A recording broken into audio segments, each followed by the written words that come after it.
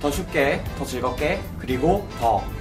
안녕하세요, 블랙리스트. 오늘도 특집 방송, 저는 김기사입니다. 네, 아나백입니다. 금강아지입니다. 네, 오재빈입니다. 네, 오재빈님은 지난 수능 특집편에 처음 나오셨죠? 네. 네, 그리고 오늘 두 번째로 하루 만에 오늘 귀순병사 그리고 이국종 의사 요즘에 실시간 검색어에 항상 위에 올라와 있어요. 네, 그렇죠. 네, 지난주 그러니까 11월 13일 날 그 군사분계선을 넘어서 이제 귀순을 한 것으로 알려져 있고, 네. 그리고 지금 수술이 잘 끝나가지고 이제 의식까지 회복했다라는 뉴스가 나온 네. 오늘 22일 날 수요일 날 녹음을 진행하고 있습니다. 그렇습니다. 네, 일단은 오재빈님 지난 방송 감상 어땠어요?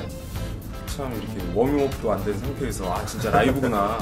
그 자리에 있어도 편집 정말 없는 방송이구나를 느꼈습니다. 네, 우리 방송에 대한 그런 칭찬 감사하고요. 사실 또 어제 우리가 행사가 있었잖아요, 연수원에서. 네, 그렇죠. 네, 그래서 상륙을 해가지고 어느 이제 행사장에 갔다가 일찍 끝나가지고 우리가 다 같이 이제 뿔뿔이 흩어져서 술 마실 사람은 술을 마시고 그냥 놀 사람은 놀고 그냥 귀선을 했습니다. 네. 그 과정에서 우리 오재빈님이 또 잠시 잠깐 기억을 잃으셨어요. 네. 그 시간 동안 또 기억이 없으시죠? 술에게 저를 맡겼죠. 네. 제가 술을 마신 게 아니라 술이 저를 먹은 것 같아요. 오늘 우리가 단체로 이제 화이트 스콜이라는 영화 봤잖아요. 네. 수업 시간에 이제 막판이니까 교수님들이 열심히 이렇게 수업을 하지 않으시고 네. 영화로 대충 때우려는 모습, 그리고 때우시면서도 우리 핑계를 대시는 모습. 네. 이들이 집중을 하니까 우리가 영화를 틀어주는 거다. 네, 이런 말씀 날리고 계시는데 아무튼 그 화이트 스콜에도 그런 대사가 있거든요. 파도의 배를 맡긴다. 네, 이런 표현 있지 않았습니까? 바람에 배를 맡기기 위해서. 네. 그거를 잘 못 맡겨갖고 이제 배가 침몰하는데. 네, 우리 오재빈님이 일찌감치 이렇게 술에 몸을 맡기는 모습 잘 봤습니다, 어제. 제가 듣기로는 어제 네 분이서 같이 이제 귀가라고 할게요. 네. 여기에 도착하셨다고 했는데 그 네 분 중에 김 기사만 빼고 세 명이 다 취해가지고 다 해롱해롱 하셨다. 제정신이 아니었죠. 저 진짜 깜짝 놀랐어요. 김 기사님의 표현을 빌리자면 좀비였어요.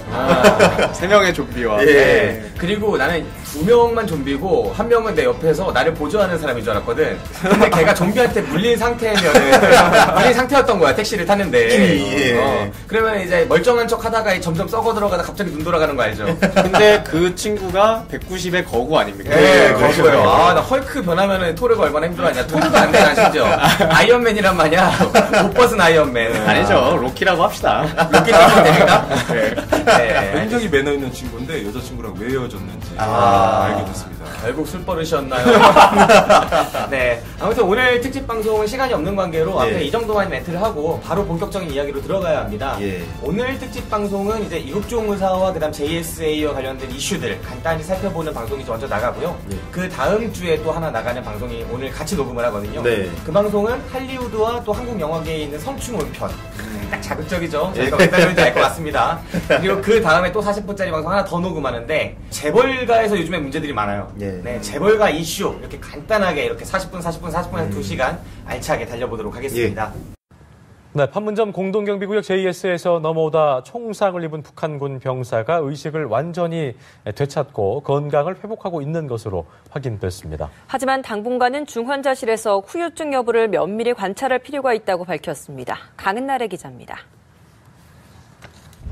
판문점 공동경비구역 JSA를 통해 귀순하다 총상을 입은 북한군 병사가 치료 중인 병원에서 의식을 완전히 회복한 것으로 확인됐습니다. 이 병사는 귀순하는 과정에서 북한군의 총격에 팔꿈치와 어깨, 복부 등에 5군데 총상을 입어 아주대병원 중증외상센터에서 2차 수술까지 받았습니다. 주치의인 이국종 교수는 브리핑에서 환자 의식은 명료한 상태라며 안정된 자가 호흡을 보이고 있다고 밝혔습니다. 발열 없이 안정적인 상태이긴 하나 이송 과정에서 심한 출혈성 쇼크가 있었고 악화 가능성도 높기 때문에 수일 이상 중환자실 치료를 계속할 예정이라고 덧붙였습니다. 또 병사가 우울감을 보이는 만큼 외상 후 스트레스 장애 검사를 하고 향후 병사를 다른 병원으로 이송하는 문제에 대해서는 관계기관과 협의해 결정할 것이라고 설명했습니다. 의료진은 또 기생충 치료와 함께 추가 검사에서 발견된 결핵과 B형 감염에 대해서도 치료할 계획입니다. 한편 이국종 교수는 브리핑에서 환자 상태 공개와 관련해 외부에서 제기된 여러 의견들에 대해 괴로운 심정을 토로하며 환자 정보를 공개하지 못해 자괴감을 느끼고 있다고 말했습니다. 앞서 김종대 정의당 의원은 기생충과 분변 관련 내용까지 공개한 건 의료법 위반이라며 인격 테러라고 비판해 논란이 됐습니다. 연합뉴스TV 강은나래입니다. 먼저 첫 번째 주제 오늘 방송입니다. 이국종 의사 그리고 JSA 규순병사 편 먼저 간단하게 어떻게 된 사건인지 우리 안화백님 아는 대로 한번 설명해 봅시다. 원래 숙제를 내주셨는데 네. 이거는 없었어요. 네, 그러니까 이게 안화백한테 여기서 딱 던지는 이유가 네. 우리 지금 평균적인 우리 대중들이 어느 정도 알고 있나? 제가 평균입니까? 그 정도로 한번 저 아무것도 모릅니다. 네, 거야. 네. 제가 알고 있는 이야기로 정리를 한번 해보면 네. 날짜는 뭐 정확히 모르겠는데 북한군 병사가 귀순을 했죠. 근데 네. 보통은 그 뭐 휴전선을 넘어서 오거나 뭐 다른 루트를 통해서 하는데 우리가 영화 봤잖아요. JSA 거기 이렇게 딱 맞대고 지키고 있는 그 네. 군사분계선이라고 해야 네. 되나요? 거기를 통해서 이렇게 넘어왔다고 하더라고요. 근데 네. 마침 오늘 당일 22일이죠. 오늘 처음으로 그 CCTV가 공개됐는데 네. 저쪽 멀리서 차를 타고 쭉 오다가 군사분계선 근처까지 와서 지프차였어요. 네. 내려서 도망가는데 바로 뒤에 북한군 병사들 붙어서 총을 쏘고 그 장면까지는 나오더라고요. 그래서 어쨌든 총을 4방을 맞았어요. 그래서 바로 민간병원으로 이송되죠. 요즘에 한창 유명해진 그 이국종 박사라고 해야 되나요? 의사라고 해야 네, 되나요? 의사 선생님이죠. 교수님이라고 하시죠. 교수님. 그분에게 어떻게 가게 돼서 그분이 막 치열한 수술 끝에 네. 의식을 오늘인가 어제 네. 회복했다고 하더라고요. 그래서 여기서는 몇 가지 좀 포인트들이 있는데 먼저 자유한국당 횃불당에서 예. 활활 타오릅니다. 그렇죠. 한국의 트럼프 노리는 정당이에요. 네. 이야기를 하죠. 왜 대응 사격을 하지 않았느냐. 거기서 한번 그런 논리를 펴죠. 북한군이 우리 쪽을 향해서 물론 귀순병사를 향해서 총을 쏜 거지 어쨌든 남쪽을 향해서 총을 쐈는데 왜 대응 사격을 하지 않았냐. 지휘관에 문제가 있다. 네. 라는 쟁점이 하나 있었고 네. 이건 금방 사그라들었죠. 첫 번째 네. 이슈인데 말 같지도 않은 소리죠. 네. 전면전 해야 되나? 예비군 가야 되나? 네. 그리고 이제 두 번째는 거기에 투입됐던 지휘관이 대대장인데 네. 처음에 이렇게 훈훈한 미담 혹은 목숨을 건 사투 대대장이 직접 낮은 포복으로 그 병사를 데리고 나왔다. 무려 400m를 낮은 네. 포복으로 전진해서 병사를 끌고 왔다라고 했는데 열감지 장치 돌려본 결과 예, 없었다. 없었다. 대대장은 네. 뒤로 빠져서 어머하고 있었다. 근데 그거에 대해서 또 많은 지휘관들과 유엔사는 적절한 뭐 좋으셨다. 지휘 행위였다. 그렇죠. 네, 본인이 직접 보통은 사람들이 본인이 무릅쓰고 거기 가서 빼내온 거를 상상하지만 사실상 지휘관은 지휘를 하고 밑에 이제 부사관들이 이렇게 직접 가서 조치를 하고 또 유사상을 발생했을 때 본인이 이제 또 백업을 할 수도 있고. 그러니까 애들이 삼국지 게임 너무 많이 했어. 일기토 이런 걸로 너무 많이 봐가지고 거기 그냥 우리 그 뭐라고 하죠? 그 참모본부에 있는 분들 네. 합참의장 뭐 이런 분들 나가셔서 일기토 북한이랑 김정은이랑 나와갖고 하면은 휴전 그냥 할 필요 없는 거 아닙니까? 그렇죠. 네, 뭐 거의 그런 급으로. 네. 예, 이제 그런 또 이야기 하나 있었고 이제 이국종 교수 얘기를 왜 하냐면 네. 이제 그런 얘기가 있었어요. 김종대 네. 의원과 그렇죠. 이국종 의사 네. 간에 뭐 설전 아닌 설전? 김종대 의원이 페이스북에 글을 하나 써요. 저도 읽었는데 이제 실시간으로 읽었는데 인격살인이다. 우리가 북과 다른 게 뭐냐? 왜냐면 수술 끝난 다음에 교수님이 나와서 브리핑을 하죠. 네. 뭐 이 환자의 상태와 뭐 어느 정도 수준인지 상처가 어느 정도 수준인지 그런 얘기하면서 굉장히 그 기생충 때문에 고생을 많이 했다. 거의 50여 마리. 예, 남한에서 그리고 본 적이 별로 없는. 그렇게 수술할 때는 보통은 이렇게 사람의 변이 남아있지 않는데 네. 변이 남아있어서 그것 때문에도 고생을 되게 많이 했다 뭐 이런 식으로 얘기를 해요. 근데 김종대 의원이 주장했던 것은 수술실에 어떤 요원이 한 명 들어갔었다. 근데 그게 도대체 누구냐? 그리고 의사를 통해서 뭔가 밖으로 생사 여부나 그런 상태들이 확인되지 않았음에도 불구하고 합참의장인가 군의 높으신 분이 한번 공식적으로 무사하다라는 브리핑을 공식 반언을 했대요. 그러면 아마 그 요원을 통해서 그게 올라가지 않았을까. 근데 그거는 수술실에는 어떤 사람도 들어가서는 안 되는데 외부 사람은 들어갔다. 그리고 기생충이라는 부분들이 낱낱이 까발려져서 그 병사의 인격이 말살됐다. 우리가 북한과 다를 게 뭐냐. 뭐 이런 식으로 이야기를 했어요. 근데 저는 그 포인트를 그 요원, 군의 포인트를 맞춰서 썼다고 생각했는데 그 양상이 김종대 의원이 그 교수를 공격했고 그 교수가 오늘 또 기자회견했어요. 네, 브리핑을. 또 맞대응을 하는 이런 양상으로 좀 번지고 있더라고요. 그죠. 그 교수님도 한 성깔 하시잖아요. 네. 전에 다큐멘터리도 많이 출연하셨었는데 그 성깔이 그대로 드러나는 그 브리핑도 있었다. 나는 의사인데 왜 자꾸 흔드냐. 그리고 또 멋있는 얘기가 이용할 줄 아는 것 같더라고요. 북한 병사가 여기에 죽으러 왔겠냐, 살려왔는데 그죠. 우리 이 열악한 외상센터 때문에 죽으면 어떡하냐, 일단 살려야 된다. 그리고 이런 시스템을 만들어야 되지 않겠느냐, 막 이렇게 또 이야기를 하더라고요. 네. 기회를 살리시는 분이죠. 네, 그렇죠. 기자들이 이렇게 막 부풀리고 막 이런 자극적인 이슈만 쫓지 말고 지금 우리 외상센터 뭐 이런 거에 대한 이슈에 더 주목해야 되지 않겠냐, 언론이라면 뭐 이런 식의 멘트를 날리셔가지고 그 기자회견장에 그냥 찬물을 끼얹은 네, 그런 듯한 분위기가 또 연출됐다고 하는 후문도 있습니다. 자, 이제 몇 가지 이슈들을 말씀을 해주셨는데 먼저 첫 번째 이슈, 거기서 왜 대응 사격 안 했냐? 이거 뭐 군대 전문가들 많고 자유한국당도 뭐 있고 저희가 굳이 이렇게 복잡하고 어렵고 민감한 문제 건들 필요 없지 않겠습니까? 네, 우리는 자극적이고 많이 재미있는 그런 이슈들에 좀 집중을 해보도록 하겠습니다. 예. 네, 일단 첫 번째 이슈 가죠.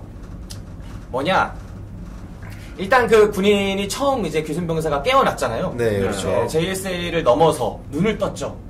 정말 드라마 같은 일들. 예. 자, 눈을 떴는데 한 첫 멘트가 뭐였을까요? 첫 멘트가 뭐죠? 여기가 나만 힘낼까? 이렇게 말했다고 합니다. 그리고 두 번째 멘트, 뭐랬네.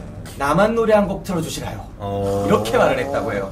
그래서 이 곡이 뭐냐? 그 기자들이 들었어요. 예, 따져 물었는데 네. 거기서 이제 브리핑이 좀 민감한 이슈기도 하고 또 정부가 요즘에 이런 쇼맨십이 대단한 정부, 역대 최강의 쇼맨십이 있는 정부다. 또 오토맨들이 몰려오는 소리가 들리는데 그런 또 소리들이 들리거든요. 이 노래를 바로 알려주지 않습니다. 신의 한 수였죠. 바로 알려준 게 아니에요? 바로 알려주지 않았어요. 그래서 하루 가까운 시간 동안 언론사에서 어마어마한 전화를 하고 도대체 무슨 노래 틀려줬냐. 지금은 공개됐나요? 지금은 공개가 됐습니다. 하지만 여러분께 말씀을 드리지 않겠습니다. 왜요? 알고 계시는 분 저는 계신가요? 알아요. 그럼 아쉽네. 이걸 말씀드려야 이게 우리 방송을 끝까지 들을지 않으실까요? 근데 이거를 여러분께 질문을 드리려고 했어요. 내가 이국종 의사야. 그리고 내가 그 결정권자야. 네. 거기서 그 노래 하나 틀어달라는데 내가 대통령한테 전화해가지고 대통령 낙하 어떤 노래를 틀어드리면 되겠습니까? 이렇게 하지 않을 거 아닙니까? 각합니까, 각하는. 네. 시대적인 생각들을 갖고 있는. 아니 왜 각하가 무슨 또 각 아래 사는 사람이 각하예요. 그래요? 네, 전 아래에 사는 사람 전하야. 긍정전 하면 전하. 무식한 소리가 또 들려나. 대단한 말이 아닙니다. 청와대니까 대하 이렇게 하기 좀 어렵지 않습니다. 새우도 아니고. 새우가 어쨌든 지금 안 쓴다 이 말이죠. 네. 아무튼 그 친구한테 만약에 당신들이 담당자였다면 어떤 노래를 틀어줬을까? 이게 첫 번째 질문입니다. 네. 만약에 나였다면. 이 방송 좀 구성이 있네요. 그렇죠. 마침 우리가 또 오재비님 예술 쪽에 일을 하시는 분 음악가를 모셔왔기 때문에 이게 더 재밌을 것 같은데 일단은 우리 금강아지님부터 말을 해보는 게 좋을 것 같아요. 금강아지님으로 이제 말씀을 드리자면 우리 슈퍼스타 K, 슈퍼스타 K 예선 통과한 사람입니다. 금강아지님 어떤 노래 딱 틀어줄 것 같아요? 저는 근데 한 소절 짧게 한번 부르고 시작해도 될 것 같은데. 예? 진짜 노래를 지금 짧게. 짧게요? 예. 갑자기 시키니까 또 음절이 생각이 안 나는데 팝송도 괜찮나요? 좋죠. 여기서 어디서 괜찮네. Cousin one, you're like a dream come true. 2, just wanna be with you. 3, cause when to see that you're the only one for me, yeah. 네, 여기까지. 더 길게 들려드리지 않습니다. 나만 노래를 들려달라고 하는 이미 미 제국주의에 하에 있다 이 나만이. 그런 깊은 뜻이. 완전히 찌들었네. 네, 제가 말씀드리려던 곡도 근데 팝송은 아니고 트와이스의 라이키라고 아주 요즘 그 신곡으로 나와서 대세인 그 걸그룹의 노래를 저라면 틀어주지 않았을까. 왜 트와이스 노래 틀어줬을 것 같아요? 아무래도 거기서는 못 들어봤을 테고 또 걸그룹 노래니까 상큼상큼 하잖아요. 이게 아플 때 들으면서 여기가 나만이다라는 걸 현실로서 직감을 하라고 그런 생각에서 틀어줬을 것 같습니다. 네. 트와이스 노래 라이키죠? 라이키. 라이키? 그 노래를 틀어줬을 것 같다. 아나뱅님 지금 알고 계시지만 어떤 노래가 나갔는지 아나뱅님이라면 이 노래 나 같으면 이 노래 들었을 텐데 그런 아쉬움이 있다면 저는 요즘에 다시 즐겨 듣는 노래가 있는데 그거는 좀 제끼고 저 그런 얘기 되게 많이 듣거든요. 그러니까 군사분계전에서 저쪽에서도 대남 방송 하지만 우리도 대북 방송 한다고. 근데 네. 걸그룹 노래를 엄청 튼대요. 네. 알겠구나. 예, 그래서 요즘에 제일 핫한 걸그룹이 누가 있을까 뭐 생각해보는데 잘 기억은 안 나는데 저는 좀 약간 대표 걸그룹을 해야 되지 않을까. 우리나라의 대표 걸그룹이 요즘에 트와이스도 있고 네. 또 누가 있죠? 난 잘 많죠. 모르겠어. 뭐 레드벨벳도 있고. 레드벨벳의 러시안 딱 떠오르는 게 없네요. 예. 근데 제가 틀어주고 싶은 노래는 약간 토이 노래? 약간 한국의 감성 같아. 토이가 찌질하면서도 신나는 약간 이런 것 때문에 요즘에 군인한테. 좋네요. 예, 반전. 나만은 그렇게 환상스러운 곳이 아니다. 네. 제가 무슨 말 하는지 잘 모르겠어요. 이런 거 준비를 하게 시켜란 말이야, 미리. 말도 꼬이고 더듬고 알겠습니다. 자, 일단 걸그룹 노래 두 곡 나왔고 그 다음에 우리 오재빈님 좀 기대되는데 어떤 노래 틀어줬을 것 같습니까? 우선 북한의 음악에 대해서 간략하게 좀 설명을 네, 드렸는데 남한과의 그렇죠. 차이점이 김일성이 바이브레이션 그러니까는 전통 악기로 따지면 이제 농연이라고 그러잖아요. 네. 떨고 꺾고 또 꺾고 이걸 굉장히 싫어했대요. 그래서 악기를 모두 개량시킵니다. 그래서 나온 게 25형 가야금 그리고 태평소를 개량한 장세나 이런 걸로 해가지고 국악기인데도 농연이 전혀 없어요. 그리고 모든 이제 북한의 노래들 생각해봐도 모두 바이브레이션이 그 없어요. 외 예전에 한때 거의 10년 가까이 전이긴 하지만 네. 그 북한 소녀 노래가 되게 유행하지 않았습니까? 우리 엄마 뽀뽀, 그렇죠. 우리 아빠 뽀뽀. 네, 다 뭐 이런 풍인데 그 풍에서도 딱 생각해보시면은 바이브레이션이 전혀 없잖아요. 예, 그렇네요. 근데 그때 이제 북한의 공연 문화가 워낙 뛰어나가지고 네. 사실 전 세계적으로 이제 공연장이 이제 가장 큰 공연장이 약 5만 석 규모인데 아시아에서 가장 북아시아 쪽에서는 네. 가장 큰 게 이제 북한이 소유하고 있거든요. 3만 7천 명 정도. 그리고 또 이제 출연진도 어마어마합니다. 10만 명. 네, 공연이. 그리고 무조건 매진시키는 사례는 이제 북한밖에 없으니까. 그래서 생각해보면 저도 이 이야기를 들었거든요. 대북 방송에서 네. 우리 걸그룹들 노래를 굉장히 많이 틀어준다. 네. 근데 10년 정도 근무를 하잖아요. 네. 저희는 2년인 반면에 네. 그러니까 원더걸스 노래지 않을까. 아. 이렇게 각자가 약간 복고풍이면서 금방 그쵸, 이제 네. 흡수되기 편하니까. 곡을 하나 찝어주신다면. 노바디? 노바디. 같은 개통 그러니까 두박 개통에 친숙하게 두박겠네. 쿵짝 해가지고 사람 쉽게 기억할 수 있는 노래이지 노바디 않을까라는 생각. 슈 예. 짱짱. 그 생각을 하고 있습니다. 아무래도 애국가를 틀어야 되지 않습니까? 이거 80년대 생각이네. 80년대면 진짜 외국인 애국을 들었어요? 외국인 아까 너무 헛소리한 것 같아서 한번 던져봤습니다. 네. 제가 어제 그 바이브레이션이 없다 북한에는 그런 얘기를 어제 들었거든요. 오. 네. 그래서 딱 드는 생각이 내가 그 지식을 먼저 알고 있었다면 그 병사가 눈을 뜨는 순간에 첫 질문 뭐였습니까? 여기가 한국입니까? 남한입니까? 이렇게 말하지 않았습니까? 예. 여기가 남한이 맞는지에 대한 그 두려움. 혹시나 재수없게 북한 아닐까? 다시 내가 한게 아닐까? 이렇게 잘못 들어가가지고 다시 북한으로 송환될 수 있는 그런 상황인 건 아닐까? 여러 가지 생각이 들 것 같았다는 거죠. 그래서 두 번째 질문인 남한 노래 하나 틀어주시라요는 그럼 이게 확실히 남한인지를 알고 싶어 하는 거짓말 할 수도 있으니까. 그런 두려움이 나오는 거 있었던 거 이러면서. 아닐까? 네, 이런 생각에서 저라면은 그 노래를 들었겠다. 꺾기가 없는, 바이브레이션이 없는 북한 노래에 딱 반대되는 저 같으면 이제 SG 연합이나 완전 R&B. 완전 소몰이 창법 R&B. 조금 더 거슬러 올라가면 뭐 플라이 투 더 스카이. 네. 그래서 그여기가 남한이구나. 그러니까 막 몰아치는 거지. 소몰이로 계속 가는 정신없이 거지. 그냥 네. 바이브레이션. 그러면 그런 노래로서 이 환자의 그런 뭐 예우를 좋게 만든다거나 그런 데 좀 집중하지 않을까 하는 생각을 해봤습니다. 그래서 그 기사가 저는 처음에 기사를 봤을 때 자꾸 병실에서 태극기를 달아놨다고 하더라고요. 저는 이해가 안 됐거든요. 네. 근데 기사를 이제 자꾸 그게 올라오니까 보니까 이 그 귀순 병사가 불안해하지 않도록 여기가 남한인 걸 확실히 하도록 태극기를 걸어놓은 거다라고 기사를 보니까 납득이 가더라고요. 진짜 이 병사한테 만약에 거기에 그냥 이경규식으로 약간 이경규식으로 거기다가 김일성 사진 딱 박아놓고 인공이 딱 걸어놓고 했으면 그 걔가 그냥 우악 씨발 바로 혀를 깨물었을 수 있어요. 그런 그 극단적인 상황 나올 수 있어. 눈 뜰 때 바로 그 주변의 사람들이 그 귀순병사를 보고 있는 게 아니라 전부 다 김일성 사진에 딱 이렇게 이 경매하고 있었던 거죠. 그러면 그 뒤에서 역대급 네. 몰래카메라. 진정한 인권 침해 그런 걸 느낄 수 있었는데 아무튼 어쨌든 이 상황에서 틀어준 노래는 소녀시대 지였다고 그래요. 네. 그것도 3가지 버전을 적절하다. 틀어줬다고 하더라고요. 소녀시대 지 원곡을 틀어주고 그 다음에 인디밴드가 부른 그런 버전들 틀어주고 그런 식으로 했다고 하더라고요. 아, G가 되게 특별한 곡입니다. 왜냐면 제가 군 입대할 때 나왔던 노래거든요. 저랑 약간 뭐. 비슷하시네요. 몇 년? 저 08 12월 군번입니다. 그때 들어가면서 지겹게 들었는데 이게 원래 그 전까지는 걸그룹에 대한 그 1도 관심이 없던 사람이었는데 그렇죠. 아유 들어가니까 너무 좋더라고요. 필수 방송이죠. 네. 저도 G가 기억나는 게 원래 소녀시대 G 전까지는 사실 뭐 이렇게 대표 걸그룹은 아니었던 것 같아요. 네. 근데 저 군대 입대해가지고 1병 때인가 2병 말에 G가 딱 나왔는데 너무 별론 거예요. 근데 선임이 휴가를 갔다 오니까 밖에 다 이 노래밖에 안 나와. 그 얘기를 들으니까 또 괜찮은 거예요. 이게 사람이 참 이렇게 휘둘리는구나. 그런 걸 많이 느꼈던 노래예요. 그리고 그 집 가사가 약간 그 짝사랑이나 그 존중의 마음이 담긴 남성에 대한 그런 거 아닙니까? 단 한 남자에 대한. 예, 너무너무 멋져 눈이 부셔 막 이런 가사들이 있거든요.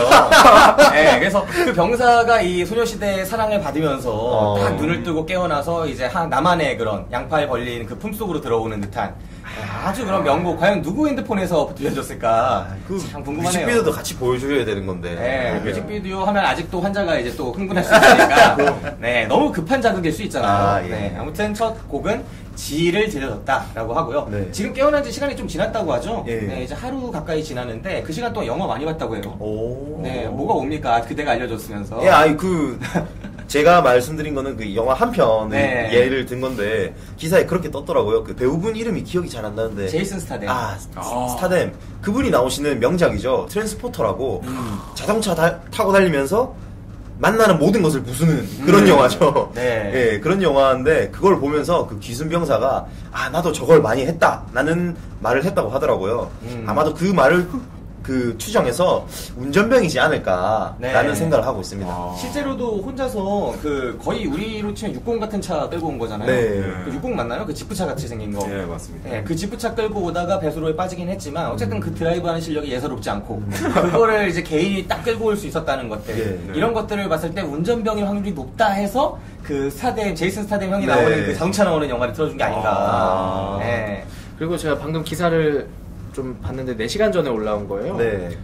케이블 영화 채널을 틀어줬더니 미국 드라마 CSI 미국 영화를 좋아하더라 라고 얘기하고 팩트 체크 들어갑니다. 여기서 그는 이국종 교수입니다. 네. 이국종 교수는 일부 언론 보도와 같이 환자가 남측 노래를 틀어달라고 한 적은 없고 의료진이 정서 안정 차원에서 노래를 틀어줬다라고 합니다. 요구를 했다고 맞겠네. 나는. 네. 그래도 뭐 자기가 틀어주고 싶은 거 틀어줬겠죠? 네. 또 언론한테 놀아놨네 내가. 네. 덕분에 오보 덕분에 좋은 구다리 하나 나왔고요. 예. 네. 아니 무슨 표현입니까? 좋은 구성 하나 나왔고요. 예. 네. 아무튼 이런 여러 가지 이슈가 있었습니다. 그 영화도 보고, 근데 이 친구가 그 CSI 이런 거 보고, 그 다음에 영화도 트랜스포터 네. 이런 거 보는 거 봐서 약간 네 제국주의에 좀 찌들어 있었다. 북한에 대한 충성심이 좀 없는 친구다라는 거는 예상할 수 있겠네요. 좀 그런 것들을 선망하지 않았을까? 많이 보진 않았더라도. 북한에서 운전병이면 엄청난 기술직이잖아요. 사실 누가 네. 운전하겠습니까? 사실 전에 이제 JSA를 통해서 넘어왔던 그 북한 귀순 병사가 몇 있었죠. 전에 네. 사례가 아예 없었던 건 아닌데 전에 이제 오셨던 분 중에서는 이런 인터뷰를 하신 분이 계세요. 그 한국군의 경우에는 군 복무가 너무 짧아서 2년이라는 사실을 듣고 내려왔다. 네, 들어보신 적 있으시죠? 처음 들어본 거. 처음 들어본다. 예, 사실 저녁 네. 이후에 이제 군대 얘기는 생각하기가 쉽지 않잖아요. 북한 같은 경우에는 이제 군 생활 한 10년쯤 해야 되는데 남한은 20년 아닌가요?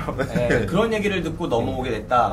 그 다음에 또 한국 군대 같은 경우에는 그 군인들이 막 대학생이잖아요. 네. 근데 북한 같은 경우에는 대학교를 갈 친구들은 선별을 해서 그 군입대를 안 해요. 그 다음에 군대를 가는 친구들은 좀 이제 하층 대학을 못 가는 친구들 네, 이런 친구들이 이제 입대를 하기 때문에 상당히 지위도 열악하고 처우도 열악하고 이렇습니다. 그런 것들에 대한 여러 가지 선망이 좀 발현이 돼서 넘어온 친구들이 많이 있다고 알려져 있죠. 네, 아무튼 JSA를 통해서 넘어오신 그 병사, 네. 귀순 병사가 좀 잘 적응했으면 하는 마음을 갖고 있습니다. 첫 번째 주제 여기서 마치고요. 네, 두 번째 주제 이국종 교수 편으로 넘어갑시다. 네. 네, 이국종 교수의 삶을 보면은 좀 기구하지 않습니까? 1년에 매일 진료를 하는데 매일 그러니까 진료라기보다는 수술을 하죠. 매일 응급 환자 수술을 하는데 수술 중에도 바로 어디로 와달라 막 이런 전화들을 계속 그런 것들을 많이 받게 되고 그다음에 헬기를 타고 바로 지체 없이 또 이동해서 또 수술하고 다시 돌아가서 수술 마치고 이런 것들이 그냥 생활화되어 있는 교수라고 합니다. 그리고 왼쪽 눈이 거의 실명 상태라고 하던데요. 네, 왼쪽 눈도 지금 실명 상태고 그다음에 어깨도 한쪽이 거의 바스라져가지고 제대로 못 움직이는 상태다라는 얘기도 있고 네, 그런 이 교수에 대해서 워낙 악플이 많았어요 예전에. 특별히 의사들의 커뮤니티에서 어마어마한 악플들이 있다고 합니다. 네. 이 의사가 뭐 예를 들어서 루머로 치자면은 밑에 애들을 하도 패가지고 애들이 남아나질 않는다. 네, 이거에 대해서는 그 세바시였나요? 네. 그때 직접 해명도 한번 들어갔었죠. 내가 패는 게 아니라 들어와서 남아 있는 친구가 없다. 너무 힘들다 보니까 그런 얘기도 있고 여러 가지 이슈들이 있습니다. 어떻게 해야 사람이 그런 소명이 생기는 건지는 잘 모르겠는데. 일단 제가 그런 걸 가져본 적도 없는 것 같고 가졌다고 생각했지만 아니라는 결론을 내린 적이 있기 때문에 참 궁금합니다. 저도 어떤 마음가짐으로 저렇게 할 수 있을까. 저도 세바시 그걸 들었는데요. 그 세바시가 뭐 혹시 모르는 분도 있겠지만 있을 거라고 생각해서 말씀드리면 이제 세상을 바꾸는 15분인가요? 그 테드를 이제 따라 한 거죠. 네. CBS에서 하는 건데 명사들의 강연. 네, 거기서 나와서 하시는데. 자기가 영국인가 어딜 갔대요. 거기서 이제 유학을 하는데 2년인가 3년을 유학을 했는데 본인이 생각하는 이상적인 외상 센터가 거기 있었다는 거죠. 헬기가 갖춰져 있고 항상 헬기가 떠서 그 사람이 쓰러진 곳으로 가서 헬기를 타고 오면서 수술을 하거나 뭐 그런 식으로 해서 굉장히 많은 사람들을 살린다는 거죠. 그래서 자기도 그걸 하고 싶었고 그래야 선진국에 알맞은 의료체계다 라는 이야기를 하시면서 근데 자기 혼자 고군분투 하고 있고 또 자기 밑에 사람들도 자기랑 똑같이 집에도 별로 못 가고 다 같이 고생하고 있대요. 네. 하지만 그 외적으로 지금 제도화된 것들이 거의 없고 그리고 그런 얘기를 마지막에 하더라고요. 제가 이렇게 버티는 이유는 동료들 때문인 것 같다. 그러니까 다 같이 그냥 함께 한다는 것만으로 힘이 되지 뭔가 막 뭘 더 바래서 그런 건 아닌 것 같고 항상 그리고 자기가 그 구조적인 문제를 지적하는데 제대로 안 된다. 되게 시니컬하게 얘기를 하시더라고요. 딱 보시면 알겠지만 엄청 무섭잖아요. 네. 말도 되게 뭔가 이렇게 거칠게 하시죠. 네, 세게 하셔가지고 상당히 투박하게 거칠게 하시는데. 그래서 저는 뭐 연봉 이분한테 필요한 게 연봉일까? 그 연봉 뭐 언제 쓰겠어요 이분이? 맞아. 휴식이 좀 필요하신 것 같고 또 이런 또 인프라가 좀 갖춰줘야 뭐 연봉을 많이 드리면 그걸 쓸 수 있겠죠. 그리고 이분이 제가 듣기로는 빚이 되게 많대요. 그 석혜균 선장 치료한 것도 거의 뭐 여기저기서 떠맡기다가 아주대병원 빚으로 넘어왔다고 하던데요. 그게 2억, 치료비가 2억이 들었는데 선사가 법정관리 들어가면서 못 내고 뭐 이렇게 되면서 뭐. 선사가 돈을 못 냈어요. 선사가 망하면서. 그래서 그 2억을 못 냈고 아주대병원에서 정부한테 이제 2억 좀 달라. 우리가 치료를 했는데 이렇게 말을 했더니 정부에서 왜 우리가 내냐. 이거 나쁜 선례를 남길 수 있다. 라는 명언을 남겼죠. 그때 정부에서. MB가 와서 사진도 찍었거든요. 선장님하고. 네. 광고는 엄청 했죠. 그 MB의 지지율을 올리는데 석혜균 선장 구출 사건, 청해부대, 그 아덴만 여명 작전 이런 키워드들 또 이국종 의사 응급의료 시스템 이런 것들이 어마어마한 대한민국의 그 강함을 보여주는 이슈였거든요. 그러나 그 치료비는 고스란히 치료한 사람의 몫으로 돌아갔습니다. 그리고 그 아주대 병원, 그 응급의료 체계를 갖고 있는 그 사실 대한민국에 거의 유일하죠. 그 체계를 갖고 있는 아주대 병원에서도 그 병원을 딱히 갖고 싶어 하지 않아요. 왜냐면 이렇게 식으로 돈만 많이 들고 얻는 건 없고 그런 상황에서 지금 이거를 계속 우리가 유지할 필요가 있느냐. 다른 이제 이국종 의사분도 많이 말씀을 하시지만 더 큰 대한민국 뭐 4대 병원, 대형 병원 이렇게 불리는 뭐 세브란스라거나 뭐 서울대병원이라거나 삼성병원이라거나 많이 있지 않습니까? 그런 병원도 이렇게 응급 시스템을 갖고는 있지만 사실상 유멸무실하고 사실상 이런 일이 누가 총 맞았다. 그리고 크게 다쳐서 뭐 교통사고가 났다. 추락해서 다쳤다. 이런 식의 외상을 당한 환자 같은 경우에는 다 이국종한테 보내는 시스템이 지금 갖춰져 있으니까 지금 대한민국이 거의 이렇게 돌아간다고 봐야죠. 주먹구구식으로. 네, 그러니까 본인도 상당히 갑갑할 겁니다. 네. 여기에서 잠시 우리 오재빈 님이 또 지인이 있지 않습니까? 예. 간호사가 이제 그 아주대학교 친구예요. 그래서 이제 물어봤는데 간호사도 심하다 그러더라고요. 검사가 카카오톡으로. 그래서 절대 누설은 안 해주더라고요. 아무런 얘기를 안 해주고 하나 조금 저희가 저번 추석 때 긴 휴가를 다녀오지 않았나요? 네. 예, 그때 수원에 핫플레이스가 몇 개 있는데 아대, 인계동 뭐 이렇게 예, 수원역 그래가지고 이렇게 있는데 제가 이제 아대 가서 이제 바를 갔어요. 근데 이국종 교수님 옆에서 회식을 하고 계시더라고요. 하루에 4시간밖에 못 주무신다는 그분도 회식을 하신다는 고급 근데 정보를. 이게 이제 기사거리네요. 궁금해서 그 친구한테 이제 궁금해서 물어보니까 사실 이제 사람이 바에서 회식한다 그러면은 좋은가요? 갈비에 소주 먹는 게 최고 아닌가요? 대부분 이제 갈비에 소주로 갔는데 이국종 교수님은 이제 바에서 그러면 이제 법인카드도 이제 한정 금액이 있을 텐데 제가 네. 가격을 봤거든요. 그럼 이 이상 금액은 또 이제 교수님이 물지 않을까라는 이제 의견이랑 같이 이제 그 친구가 하는 얘기가 굉장히 이제 소통을 중요시 여긴다고 하더라고요. 그래서 대화하는 시간도 많이 가지려고 노력을 하고 많이 또 가르쳐 주신대요. 이걸 잘못을 했을 때 어떤 식으로 해야 되고 교재도 추천 많이 해주시고 그래서 1, 2년 동안은 이제 그 팀에 가고 싶어 한다. 1년 맞지? 동안은 우리도 실습이랑 사망사는 사실 배울 때만큼은 예. 군대 가듯이 걔네 생각하는구나. 그리고 또 워낙 네임밸류가 있지 않습니까? 예. 예, 전공 교수님 누구셨어? 했을 때 이국종 교수님입니다. 점점 더 이렇게 브랜드 파워를 갖게 되는. 예. 강해지는 거죠. 네. 그분이 이제 응급 의료 체계를 이렇게 주창을 하시고 네. 우리나라에 이런 병원이 여러 개가 있어야 한다. 그리고 우리도 의료 관리자 하면서 이제 깔짝 맛을 봤잖아요. 응급 의료 체계와 이런 시스템에 대해서. 네. 가장 중요한 게 뭡니까? 가장 중요한 게 몇 시간 후의 처치가 아니에요. 초기 처치가 가장 중요합니다.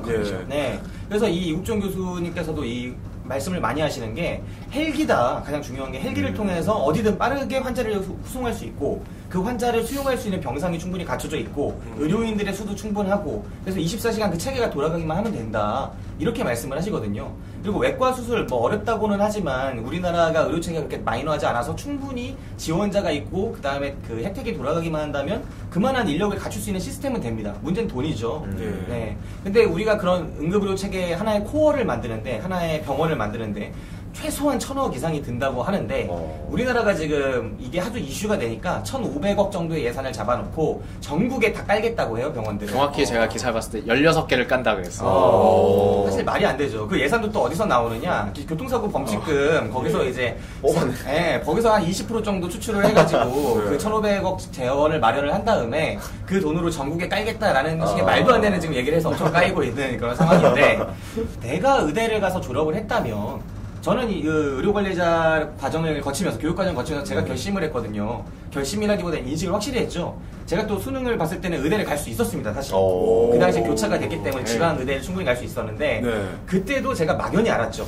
나는 의대 갈 사람이 아닌 것 같다. 근데 이번에 우리 이제 배를 타는 서박에서 의료를 담당해야 되는 의료관리자 교육을 받으면서 떠오르네요.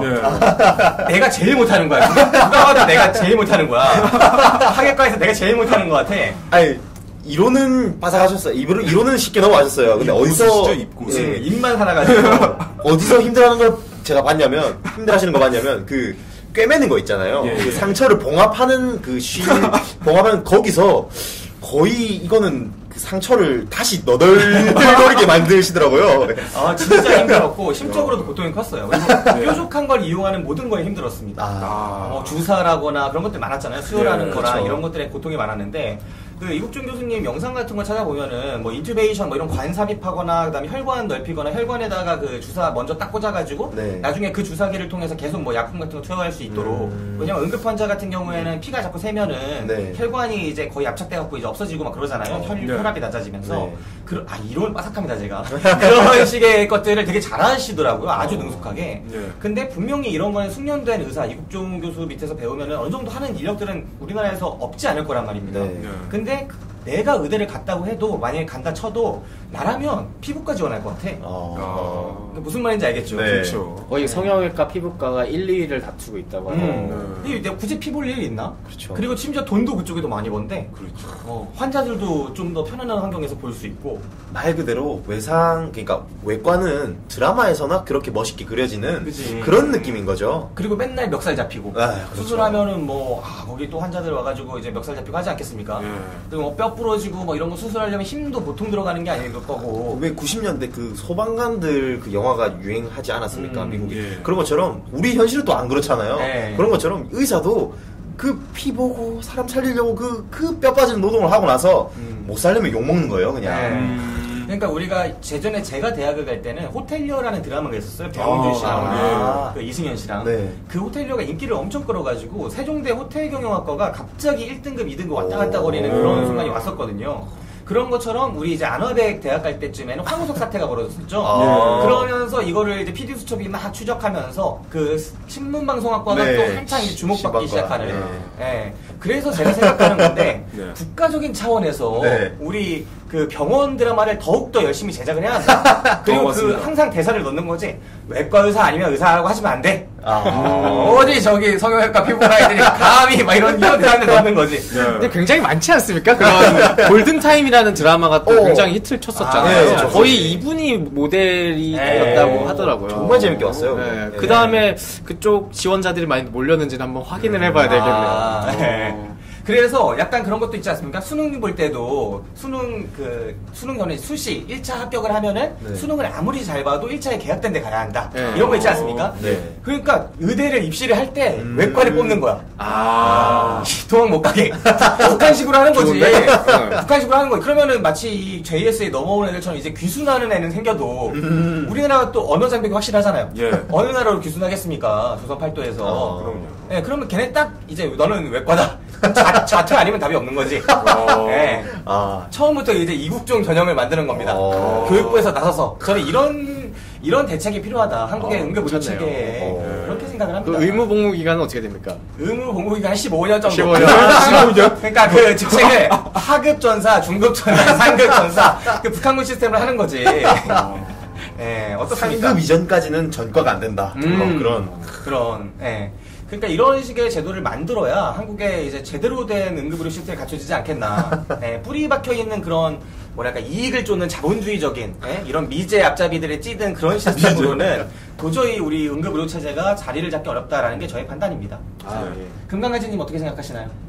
예, 저 앞에 말씀 많이 해주셔서 저는 근데 그런 생각을 한 적이 제가 호날두로는 살고는 싶었어도 의사로는 살고 싶다는 생각을 해본 적이 없거든요. 제가 사회복지사를 제가 할까 하다가도 그 사명감에 하는 직업이기 때문에 솔직히 제가 해보니까 힘들더라고요. 많이 힘들더라고요. 그 닥치는 상황들이 오죽하면은 배 타러 왔겠습니까? 네, 그렇죠. 근데 그 사회복지사도 물론 힘들지만 의사는 또 어떻겠습니까? 그 또 외과 의사는 또 어떻겠습니까? 그 또 이 이국종 교수님으로 살아간다면 또 완전 이런 거의 사명감에 있는 의사의 표본 아닙니까? 그거 완전. 그죠, 예. 그러니까 더 오히려 또 사명감을 요구하는 일들이 더 많이 올 것인데 저 같은 만약에 그분이 됐다라면 제가 그분이 되는 순간 사명감 있는 일보단 돈을 쫓을 것 같아요. 거기서 바로 그냥 한국 의료체계에 구멍이 뚫리는 거지. 거기서 이제 어느 정도 브랜드 값은 있으니까 이제 너무 수지타산이 안 맞는 삶을 살고 계신데 그럼에도 불구하고 그 소명을 쫓으시는 거에 대해서 국가적으로 그 지원이 필요하다고 저도 생각을 합니다. 분명히 그 교수님이 나와서 브리핑 때나 여러 강연에서 하시는 말씀은 의사에 대한 처우가 좋아져야 된다가 아니었어요, 사실은. 한국의 응급의료 체계가 어떻게 시스템을 잡아야 한다라는 말씀이시고 그거를 국가적인 차원에서 사회적인 차원에서 만들어야 한다라는 거였거든요. 네, 그 부분에 주목을 해야 한다고 생각해요. 그 이국종 교수님한테 연봉을 100억 준다, 200억 준다 이게 답이 아니라 1,500 주면 됩니다. 1,500억 주면은 이국종 교수님이 병원장 하면 되니까. 굴려서 그걸 그게 아니라면은 나라 차원에서 그냥 병원을 깔아주는 게 사실은 훨씬 큰 부담이지 않을까. 사실 근데 병원 자체도 좀 어느 정도 이익을 따라가지 않나요? 그죠. 어느 정도가 아니죠. 네, MRI 같은 거 하나 좋은 기계 갖다 놓으면 그 기계값 뽑으려고 교수들이 이제 거기 안에 있는 의사들이 권유를 하죠. 환자들한테 MRI 찍으셔야 돼요. 드라마를 제가 어디서 봤는데 디데이라는 드라마였는데 그게 설정 자체가 서울에 큰 지진이 일어나서 거의 뭐 여의도가 무너진다 막 이런 식의 설정이었어요. 거기에서 이제 남아있는 그 안에 고립되어 있는 병원에서 응급의료 그런 관련된 이야기가 벌어지는 건데 그런 내용이 있기 전에 그런 장면들이 나오더라고요. 그 의사 리스트 서열을 쫙 매겨놓고 본전을 뽑은 의사, 안 뽑은 의사 그 한 달 안에 그 리스트를 짜는 거예요. 그렇게 해가지고 무슨 그 보험관리사처럼 왜 막 보호망 막 이렇게 하는 것처럼 네. 제일 많이 돈을 판 그 의료왕 이렇게 해가지고 막 시상도 하고 막 그런 식의 그것들을 보여주더라고요. 많죠. 우리나라 같은 경우에도 광고하는 병원들 있잖아요. 뭐 척추병원이니 뭐 무슨 관절병원 이런 식의 병원들 많잖아요. 네. 예. 그런 병원들에서 의사가 그 실적 평가되는 경우가 정말 많고, 예, 그거에서 뭐 MRI를 내 환자 중에 자기가 담당 환자 중에 몇 명이 MRI를 찍었는지, 몇 명이 이제 돈 되는 그런 것들을 했는지 비급여로 그런 거가 되게 중요하거든요. 예. 그리고 그 다음에 뭐 의료 비품들 있잖아요. 요즘에 목발도 이제 병원 자체에서 안 해요. 외부 회사에서 합니다.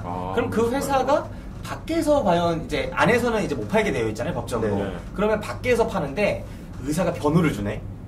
그 업체 번호를 줘. 여기다가 전화하시면은 목발 사실 수 있습니다. 아무튼 이국종 의사와 그 다음에 이런 여러 가지 한국의 응급 의료 시스템에 대해서 네. 아주 겉만 제대로 한번 핥아봤습니다. 우리가 또 다음 방송 일정이 있기 때문에 네. 마지막으로 이제 못다한 이야기 한 번씩 하고 네. 바로 이제 다음 방송으로 넘어가도록 할게요. 자, 오재빈님 오늘 네. 방송에서 못다한 얘기 있습니까? 뭐 못다한 이야기는 없고요. 사실 JSA 하다 이제 이국종 교수님으로 넘어온 거잖아요. 네. 그죠? 뮤지컬 JSA가 사실 제가 뮤지컬 처음 만들었을 때 첫 작품이 JSA였어요. 자기 작품인데 이렇게 말을 하기 어려울 정도로 심적인 고통을 남겼다는 거예요. 네. 심적인 고통도 있었는데 그 당시에 이제 병사들이랑 같이 인터뷰하면서 저도 궁금했던 게 대대장이 그 자리에 갔냐. TOD가 그 열상제 네. 감시 카메라가 공개되기 전에 이제 질문을 했어요. 근데 그 JSA를 지키던 병사가 그 말을 하더라고요. 거기 JSA는 전통이라고 원래 대대장이 위험한 순간에 가장 선봉에 쓰는 게 전통이다. 그러면서 자부심 이런 게 어마어마하더라고요. 네. 병사 내에서도 계속 모임대로 나름대로. 가질 정도로. 자부심에 대한 자랑이 또 있네요. 네, 그리고 워낙 또 이제 육사 엘리트들만 가는 코스기 때문에 그 병사들도 1병 1호봉까지인가 이제 특급 전사를 못 따게 되면 강제 이적이 된다 그러더라고요. 그런 상황에서 이제 그 대대장에 대한 이제 비판 여론들이 너무 이제 쏟아지고 있으니까 네. 그게 좀 아쉽지 않았나. 그게 처음에 또 보도가 그냥 같이 3명이 가서 구해줬다라는 식이었어요. 근데 이게 아예 그 자리에 없었다라는 식의 보도가 나면서 완전 그냥 뻥을 친 미담처럼 나왔는 그러니까 뻥을 치기 위한 미담처럼 나왔었던 건데 나름대로 거기까지 같이 가셨다가 엄호를 하시고 같이 데리고 나온 것이더라고요. 그렇죠. 지휘관인데 지휘를 해야죠. 네. YTN의 오보였습니다. 네. 저를 최종에서 떨어뜨렸던 네. 그 새끼들. YTN 떨어졌죠. 예. 네, 아무튼 이 언론들이 이번 사태에서 정말 큰 문제들이 많았던 것 같아요. 굳이 그 수술하고 진짜 힘, 기력도 다 빠져있는 네. 교수를 불러다가 거기 꼭 세워가지고 인터뷰를 직접 진행해야 했나? 네. 다른 대변인이 충분히 쓸 수 있었는데도 불구하고 그렇게 강요를 해야 했나? 거기다가 나오는 것들이 얼마나 다 자극적으로 제목 뽑아서 보도합니까? 네. 그 북한 귀순한 병사는 현빈 닮았다. 이런 식의 뉴스가 지금 엄청 쏟아지고 있는데 엄청 자극적이죠. 네. 과연 그 노래는 막 그런 기사 되게 많았어요. 네. 처음에 어떤 노래를 틀어줬다는데 과연 그 노래는? 근데 그 노래 제목이 없어. 기사 다 읽었는데 그럼 내가 열불이 나지. 나 그 노래 알기 위해서 기사를 클릭했는데 이런 식의 것들. 저는 한동안 기생충만 읽었던 것 같아요. 거의 뭐 기생충만 나오더라고요. 그러고 보니까 또 우리나라 기생충 권위자 서민 교수님 계시죠? 네. 한겨레에 칼럼 쓰시는 그분 경향입니다. 경향. 예, 경향에 칼럼 쓰시는 그분이 여기 또 얘에 대해서 또 글을 하나 남겼는데 저 봤어요. 예, 또 뻔한 얘기였는데 뭐 필요한 얘기 그런 이야기를 또 써주셨으니까 많은 분들이 이제 또 가서 그런 이야기들 읽어보시면 좋을 것 같습니다. 네, 그러면 여기서 오늘 특집 방송 마치겠습니다. 뭐 한 건 없는데. 저도 하나 얘기할. 남의 컨텐츠 팔아서. 네, 아나백님. 제가 그 아까 금강아지님이 하셨던 뭐 의사 네. 얘기 있잖아요. 리스트 쫙. 그거 네. 들으니까 생각난 게 다큐멘터리가 하나 있어요. 독립 다큐인데 하얀 정글이라고 2011년도에 나온 건데 현직 의사가 찍은 거예요. 우리나라 의료계 현실에 대해서 뭐 고발한다 약간 하면서 이제 뭐 광고는 한국판 시코 이렇게 나갔는데 그 정도는 아니고요. 근데 여기서 보면은 실제로 저 뭐 내용은 오래돼가지고 내용이 잘 기억이 안 나서 기사 같은 걸 읽어보니까 뭐 여러 가지 문제점들이 많은데 그 중에서 이제 MRI 같은 경우에 우리나라가 인구 100만 명당 19대로 전 세계적인 평균인 10대보다 2배 정도 많대요. 네. 그래서 뭐 원가 만회하려고 실제로 의사들이 의무적으로 더 많은 불필요한 지시를 통해서 MRI 찍도록 해야 되고 또 실제로 그 영화 장면에 MRI 오더 얼마나 나왔는지 하루에 몇 명씩 새로운 환자를 받는지 뭐 이런 것들이 오더가 내려온대요. 그런 장면도 나오고 아직도 기억 남는 게 뭐냐면 감독이 몰래 카메라를 갖고 대학병원에 들어가요. 그래서 그 진찰실 입구를 계속 찍어요. 한 명당 몇 초씩 들어갔다 나오는 거예요. 평균 33초? 이 정도 나와요. 막 30분, 1시간 기다려가지고 고정 딱 받고 나오는 거죠. 그럼 이게 도대체 무슨 의료 서비스냐. 뭐 이런 문제 제기를 했던 게 기억이 나네요. 아무튼 그지 같은 의사 많습니다.